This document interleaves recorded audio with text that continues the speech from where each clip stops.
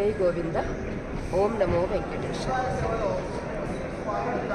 ఇవాళ భగవద్ అనుగ్రహంతో విశేషించి అయోధ్యలో జనవరి 22వ తారీఖున శ్రీరామచంద్రుడు ప్రాణ ప్రతిష్ఠ కావడం అనేటటువంటి శుభ సూచకంగా మన టీటీడీ పాలక మండలి చైర్మన్ మన శ్రీమాన్ కరుణాకర్ రెడ్డి గారు, అలాగే ఎగ్జిక్యూటివ్ ఆఫీసర్ శ్రీమాన్ ధర్మారెడ్డి గారు కలిసి ఒక చక్కని ఒక బృహత్తర మహాత్మ యొక్క సంగమంగా ఇక్కడ ఏర్పాటు చేశారు.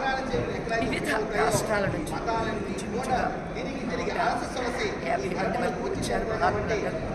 అయితే దీనిలో తీసుకున్నటువంటి మహాత్మ యొక్క సలహాలు, సూచనలు అంతేకాదు ఇంతవరకు టీటీడీ చేస్తున్నటువంటి అనేక ధార్మిక కార్యక్రమాలు కలిసి